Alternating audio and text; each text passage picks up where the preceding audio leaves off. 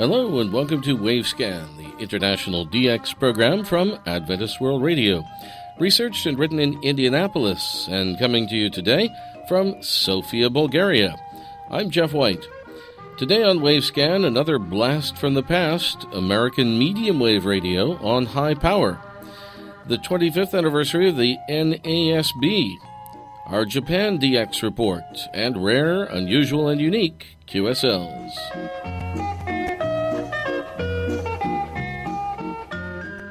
On two previous occasions here in Wavescan, we've presented the story of high-powered broadcasting on long wave throughout the world and on medium wave throughout the world, except for North America. On this occasion, we present the story of high-powered radio broadcasting on medium wave in the United States, Mexico, and Canada under the title Another Blast from the Past, American Medium Wave Radio on High Power. As in other parts of the world, when medium wave radio broadcasting made its first tenuous attempts in the United States, the transmitter power was quite low, sometimes as low as 5 or 10 watts, with 500 watts considered to be in the top bracket.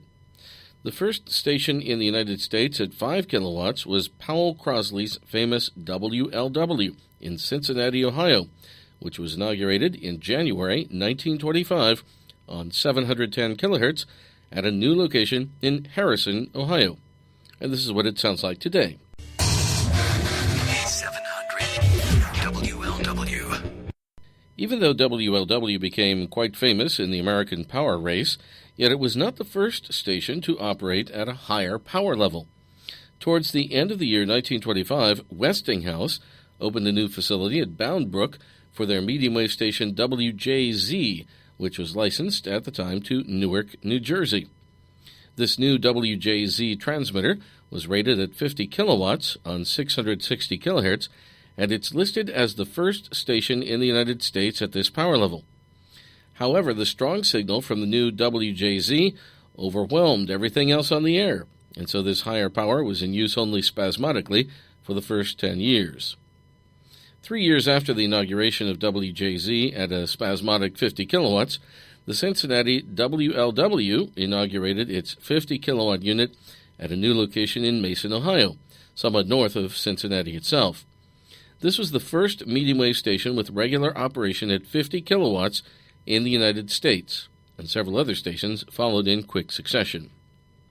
The first superpower station in the United States was not WLW and not even KDKA, but rather WGY at South Schenectady in New York State.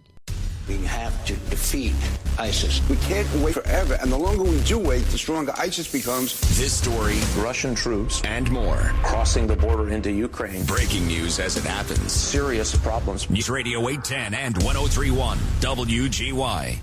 According to Radio Broadcast Magazine for October 1927, station WGY was permitted to conduct test broadcasts at 100 kilowatts from midnight until 1 a.m. under the call sign W2XAG. These high-powered test transmissions began on August 4th, 1926, and a photo of the transmitter is shown on page 340 of Radio Broadcast Magazine. At an increased power of 200 kilowatts, W2XAG began another series of test transmissions on March 9, 1930. Then came the well-known KDKA at Pittsburgh in Pennsylvania.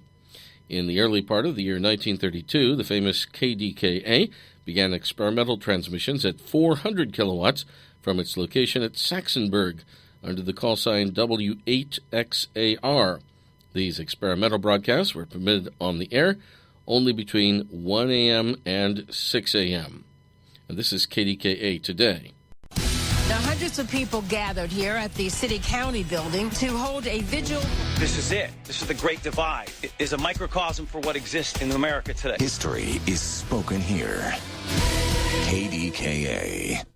Nearly 2 years later, WLW began test transmissions from its new 500 kilowatt transmitter under the call sign W8XO. This massive transmitter was assembled under contract by RCA at their Camden factory in New Jersey. Both GE and Westinghouse participated as subcontractors for the Ohio project by providing basic segments for the total transmitter assembly, which was made up of a 50 kilowatt transmitter acting as the driver, followed by 3 successive power amplifiers. The entire transmitter was installed against the back wall of a second building at Mason, Ohio, adjacent to the regular transmitter from medium wave WLW. The entire facility, transmitter, and antenna system cost $500,000, as it was inaugurated on May 2, 1934, during a ceremony at the White House with President Franklin D. Roosevelt. However, because of the massive power output from Mason, Ohio, complaints flooded in from listeners in both Canada and the United States who complained of interference to programming from other stations on the same or nearby channels. People living nearby to the massive transmitter complained that the programming could be heard from metal roofing, coil springs in mattresses, and from other spots at the conjunction of 2 different metals. In response, the power output from WLW W8XAO was reduced to just 50 kilowatts during the hours of darkness. During World War II, the 500 kilowatt W8XAO was switched into service for occasional special broadcasts for American servicemen on duty in Europe. The last time the W8XAO was on the air with programming at full power was in 1943, though the transmitter was maintained for possible usage up into the 1960s. Sometime afterwards, the transmitter was gutted, leaving just the shell, and the antenna system was sold to an FM station in Eaton, Ohio, station WCTM, WJAI, WGTZ, on 92.9 megahertz. During the era running from the 1930s into the 1960s, somewhere around 20 medium wave stations in the United States applied to the FCC for approval to install superpower transmitters, and the requested power level varied from 400 kilowatts to 750 kilowatts. However, none were approved, and the maximum power level for medium wave in the United States and Canada also has remained at 50 kilowatts. The first high-powered medium wave transmitters in Canada were 50 kilowatt units that were installed for coverage of Toronto and Montreal in 1937. The new CBL Toronto was built at nearby Hornby, and it was allocated the channel 740 kilohertz. The new CBF Montreal was built at nearby Contrecoeur, and it was allocated the channel 910 kilohertz.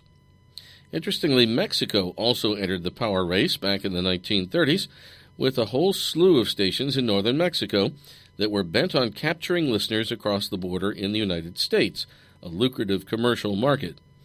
These border blasters, as they were called, emitted power ranging from 50 kilowatts up to 100 kilowatts and 250 kilowatts and even 500 kilowatts. Station XED in Reynosa was the first border blaster in Mexico at 10 kilowatts in 1930. This station later became XEAW. It appears that the highest powered border blasters in Mexico have been XERA at Villacuña and XEX and XEW in Mexico City, each at around 500 kilowatts. The current World Radio TV Handbook lists just 7 superpower medium wave stations in Mexico. These are one station at 78 kilowatts, XEWW in Tijuana on 690 kilohertz, 4 transmitters at 100 kilowatts, XEG in Monterrey on 1050 AM, XEP in Mexico City at 1060 kilohertz, XERED in Mexico City at 1110 kilohertz, and XERF at Ciudad Acuña on 1570 kilohertz. Also, one transmitter at 150 kilowatts, XEWA in San Luis Potosí on 540 kilohertz, and one transmitter at 250 kilowatts, XEWW in Mexico City at 900 kilohertz. Estás escuchando W Radio 96.9 de FM y 900 AM. 250,000 watts. Tlalpan 3000. Coyoacán, México. Esto es W Radio. In the United States itself, 4 superpower stations have been constructed and taken into regular radio broadcasting service. The first on air was WGY W2XAG at South Schenectady in New York State with 100 kilowatts in 1926 and 200 kilowatts in 1930. The second superpower station was KDKA W8XAR at Saxonburg in Pennsylvania with 400 kilowatts on 980 kilohertz in 1932.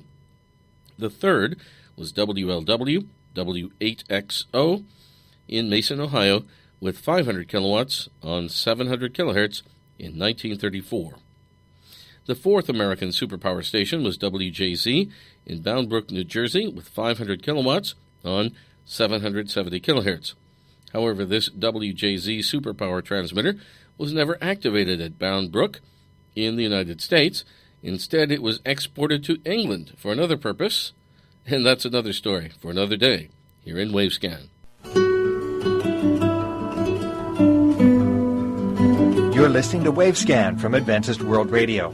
Send your comments and reception reports to Wavescan, Box 29235, Indianapolis, Indiana, 46229 in the United States. That's Wavescan, Box 29235, Indianapolis, Indiana, 46229 in the USA. Or you can email us at wavescan@awr.org. Our email once again, wavescan@awr.org.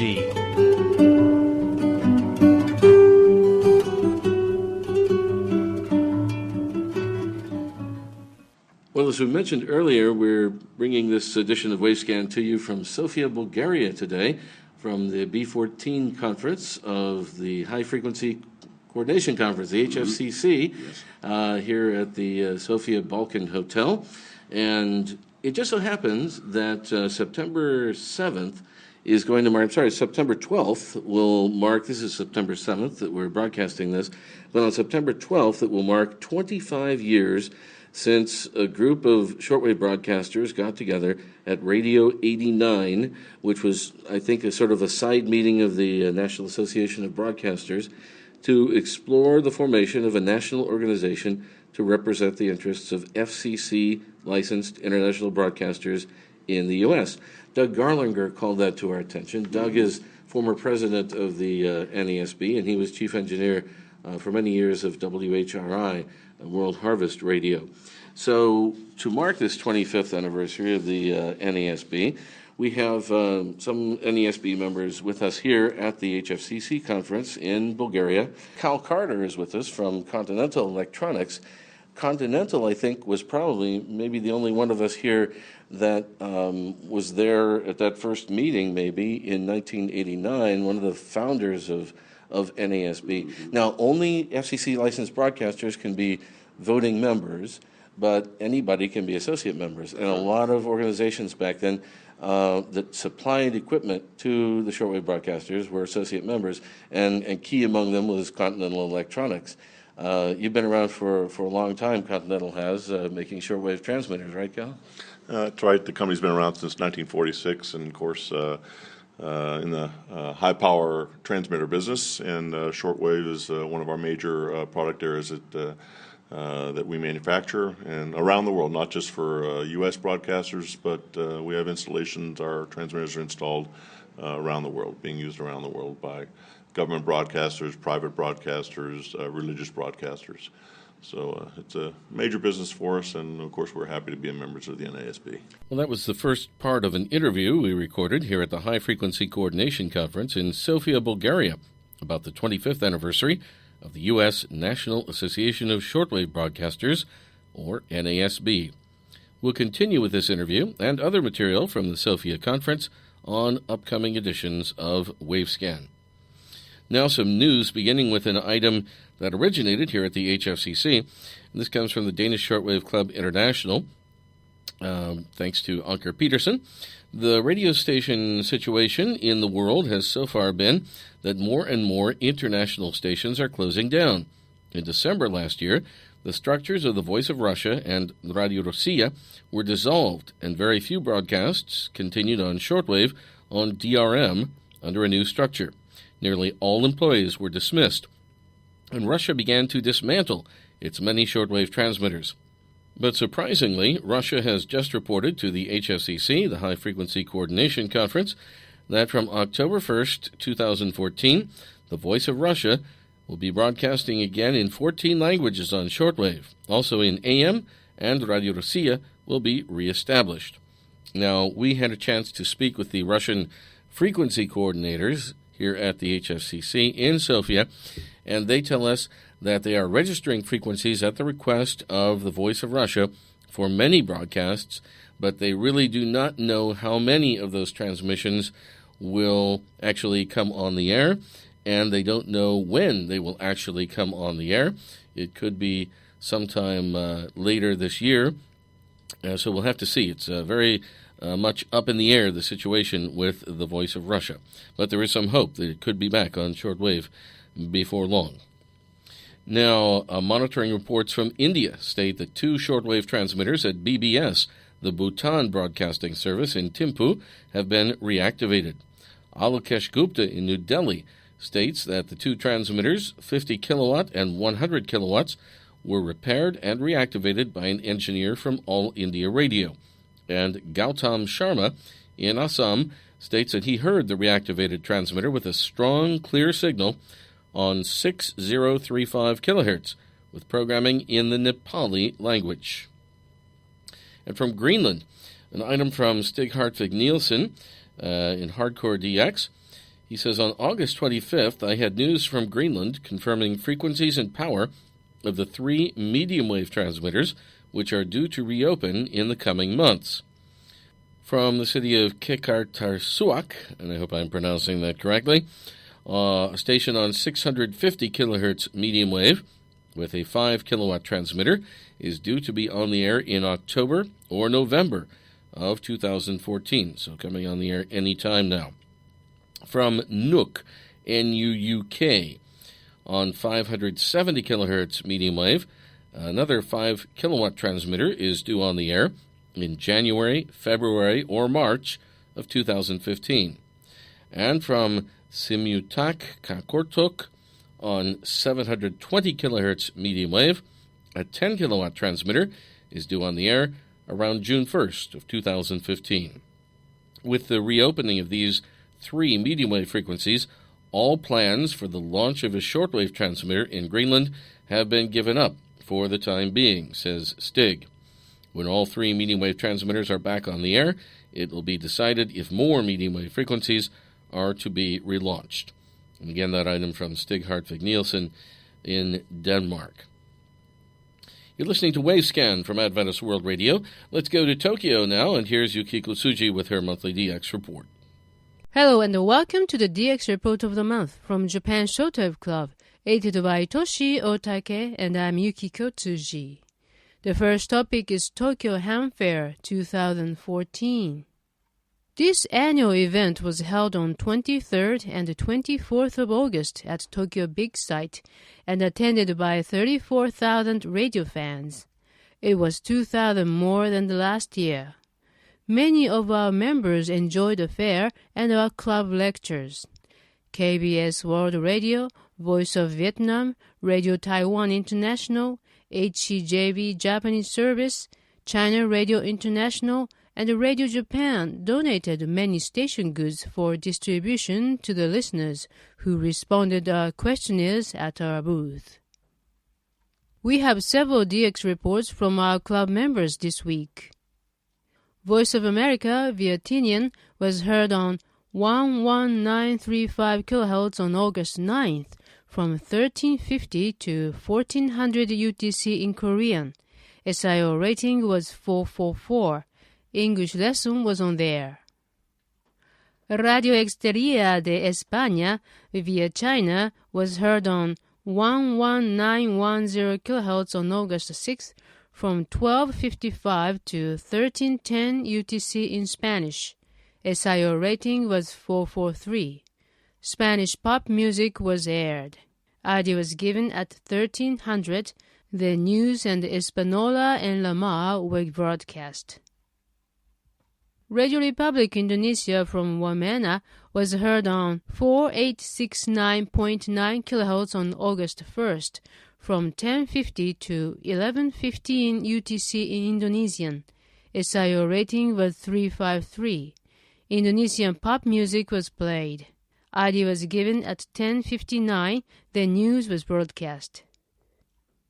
Radio Vanuatu was heard on 7260 kHz on August 1st from 0846 to 0902 UTC in English and another local language. SIO rating was 343. Southern pop music was on there and ID was given at 0900. All India Radio from Panaji was received on 11740 kHz on August 11th from 21:15 to 21:30 UTC in English. SIO rating was 353. Commentary and mailback were broadcast. Radio Japan via Tashkent, Uzbekistan was heard on 15735 kHz on August 6th from 1400 to 1430 UTC in English. SIO rating was 353. The programs aired were news, followed by Radio Japan Focus at 14:15. The parallel frequency 11705 kHz was SIO rating 342. Radio Kandip from Bunia, Democratic Republic of Congo, was heard on 5066 kHz on July 31st from 1955 to 2005 UTC in French. SIO rating was 252. It was noisy condition, but Afro music was received. BBC via Ascension was heard on 11810 kHz on August 4th from 1900 to 2000 UTC in English. SIO rating was 454. The programs heard were World News, followed by Focus on Africa at 1906, World Business Report at 1933, and From Our Own Correspondent at 1950. Radio Havana, Cuba was received on 17730 kHz on August 3rd from 1302 to 1310 UTC in Spanish. SIO rating was 252. News program was broadcast. The parallel frequency 15370 kHz was SIO rating 352. Finally, Japan Shortwave Club will issue the QSL cards for the correct reports on our segment of Wavescan program. We are issuing QSL card by email to the report sent by email. Our address for your email report is jswcqsl@live.jp. I repeat, jswcqsl@live.jp. We continue to issue the printed QSL card by the same system as before. Your report should be addressed to JSWC PO Box 44, Kamakura, which is KAMAKURA, postal code 248-8691, Japan. $1 ILC or $2 for return postage will be appreciated. For this edition of DX Report, we would like to thank Mr. Yasuharu Tanabe, Mr. Iwao Nagatani, Mr. Eiji Asaoka, Mr. Chiaki Shimada, and Mr. Hiroyuki Akiba for sharing the information with us. Thank you for listening, and please join us for our next edition of DX Report of Japan Shortwave Club. I am Yukiko Tsuji in Tokyo. Thank you, Yukiko. Now let's tell you about our DX contest here at Wavescan. Shortwave listeners, international radio monitors, and DXers around the world are invited to search their collection of QSL cards and letters for rare, unusual, and unique verifications. You're invited to make up a list, up to 5 in number, of your QSLs in this collective category, and to write a short paragraph about each as an important part of our annual DX contest. Partial entries for this year's contest are considered to be valid.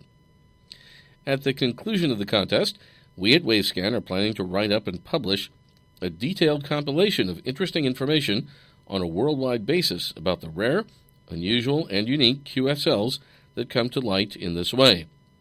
This will be the first occasion in the history of international radio broadcasting for the compilation of such a QSL list, and you're all invited to submit entries. Full details of this remarkable contest are available on several websites, including ontheshortwaves.com, mt-shortwave.blogspot.com, also facebook.com/IndianDXReport/posts, and alokeshgupta.blogspot.com/2014/06. And finally, of course, on the AWR website, awr.org. As an example of a rare, unusual, or unique QSL card, in August of 1972, the Adventist denomination conducted an international temperance convention in the Hotel Intercontinental in Kabul, Afghanistan, that attracted a multitude of delegates from many countries on all continents. A small 1/2 watt FM transmitter was on the air in the hotel to provide language translation for those who did not understand English. This small FM transmitter was on the air on 102.8 megahertz, and only one QSL card was ever issued for this unit, a do-it-yourself prepared card that was signed and rubber-stamped with the Kabul postal address.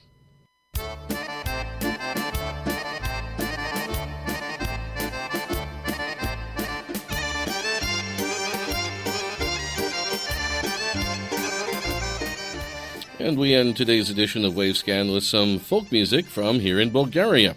Thanks for listening to Wavescan, the international DX program from Adventist World Radio, researched and written in Indianapolis by Adrian Peterson. Several QSL cards are available for this program.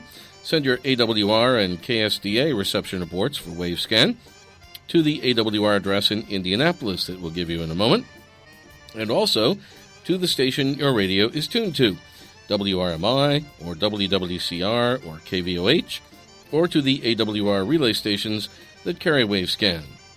Next week on this program, travel the world with the Great White Fleet and our Philippine DX report.